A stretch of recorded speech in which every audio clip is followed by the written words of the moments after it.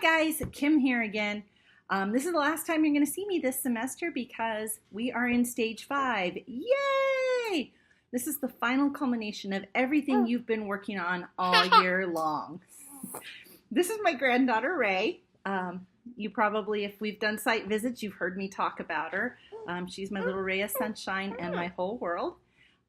She's my why. So if you ever wonder what my why is, this is my why. In technology, you've really been delving into the world of AR, VR. You've gone into some virtual reality, doing collaborative spaces, which that is actually an excellent opportunity to network, and you never know who you're going to run into there. And we'll talk about why that's important when we do your final pitch and you do your elevator speech as part of that lesson.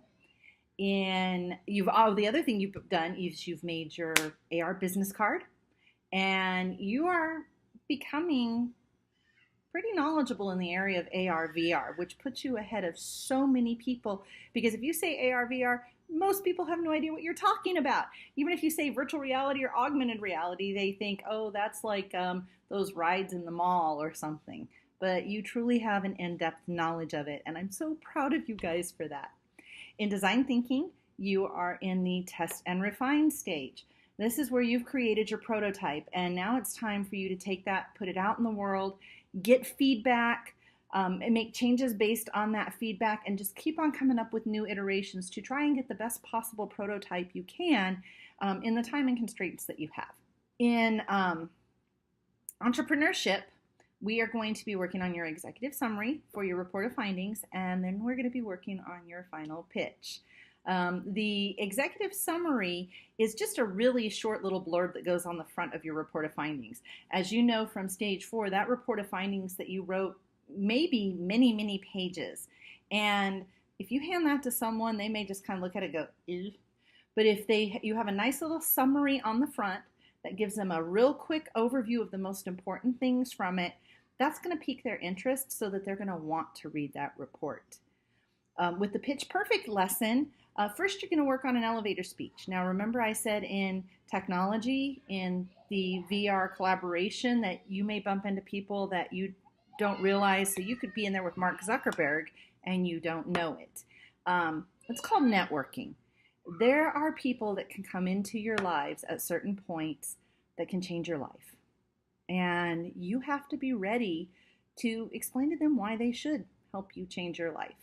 Then you're going to move into creating your pitch for your small business. And that is going to be based on talking about the problems that you identified, who their customers are, what their unique value proposition is, the idea that you came up with your solution, talking a little bit about a prototype or at least showing it, and then asking for a next step.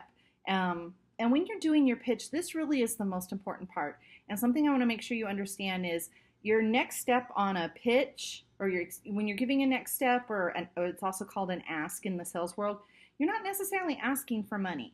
I've seen pitches, like if you've ever seen Shark Tank, they always say, oh, and we need $100,000 or $200,000 or $1 million for this.